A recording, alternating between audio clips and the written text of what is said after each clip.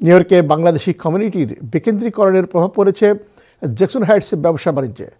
স্থানীয় ব্যবসায়ীদের মতে গত 6 মাসে জ্যাকসন হাইটসের ব্যবসা নেমে এসেছে অর্ধেকেরও নিচে। ট্রাফিক, স্থানীয় নিরাপত্তা ঘাটতির পাশাপাশি কমিউনিটির বিকেন্দ্রীকরণের ব্যবসার এমন হাল বলে মন্তব্য করেছেন ব্যবসায়ীরা। বিস্তারিত রিপোর্টে। স্থানীয় প্রবাদে বলা হয়, যা পাওয়া যায় না সারা বিশ্বে তা মেলে জ্যাকসন হাইটসে। আর তাই তো সব মত পথের যেন একই গন্তব্য, নিউ ইয়র্কের জ্যাকসন হাইটস। বাংলাদেশের অনুভব পেতে নিউ ইয়র্কের পাশাপাশি অন্যান্য স্টেট থেকে আসা বাংলাদেশিরাও এখানে ছুটে আসেন। জ্যাকসন হাইটসের স্ট্রিট ফুডের তুলনা মেলা ভার, আর সেই স্বাদ পেতে এখানে ছুটে আসেন সবাই।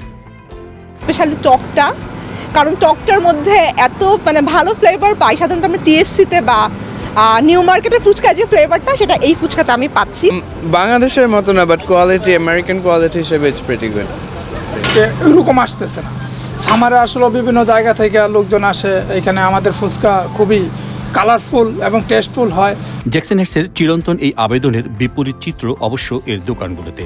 সন্ধ্যা নামতে যেখানে জটলা অবধারিত, সেই চা কিংবা পানের দোকানে ক্রেতা উপস্থিতি নগণ্য। সপ্তাহের ছুটির দিনগুলোর সেলুনের একই চিত্র। কতদিন ধরে চলছে এমন দশা? কারণ জানা গেল ক্রেতা বিক্রেতার সাথে আলাপে। ফার্স্টে তো ভালোই ছিল, এখন স্লোভাবে চলছে। মানুষগুলা চলে গেছে বিভিন্ন জায়গায়, এখানে মানুষ সংখ্যা কমে গেছে। শাড়ি কিংবা গহনার দোকানে আগের মতো সেই জমজমাট চিত্রের দেখা মিলছে না। উইকেন্ড কিংবা সপ্তাহের অন্যান্য দিনের ব্যস্ত সময়েও গ্রোসারিগুলোতে ক্রেতায় পূর্ণ জমজমাট সেই চিত্রের সচরাচর দৃশ্য এখন আর তেমন চোখে পড়ে না। কেন এমন হলো? কথা হচ্ছিল গ্রোসারিতে আসা ক্রেতা বিক্রেতার সঙ্গে। পূর্বের মতন আমরা কুইন্সে যে একটা সবাই এখানে আসতো এবং এখানে বাজার করত, সেই জিনিসটা এখন বিভিন্ন জায়গায় বড় বড় দোকান হওয়ার পরে অনেকটা কমে গেছে। ব্রঞ্জ, তারপর ওজন পার্ক, জামাইকা আর বিভিন্ন জায়গায় এই ধরনের সুপার মার্কেট অনেকটি হয়ে গেছে না, এই জন্য বাইরের মানুষের আসাটা অনেক কমে গেছে গা। ডাকাতির কারণে হতে পারে।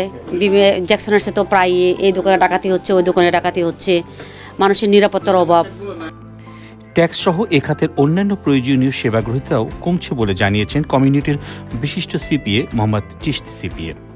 জ্যাকসনাইট কেন্দ্রিক যে বিজনেসগুলো ছিল বা জ্যাকসনাইট যে মানুষ আসতো, ওইটা একটু ডেফিনেটলি কমছে।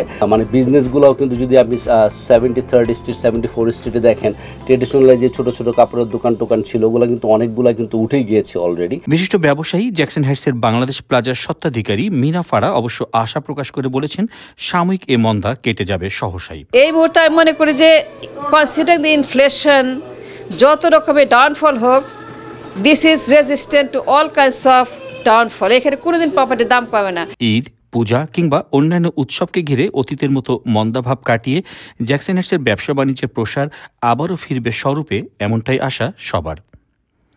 Desk report, time television, new York.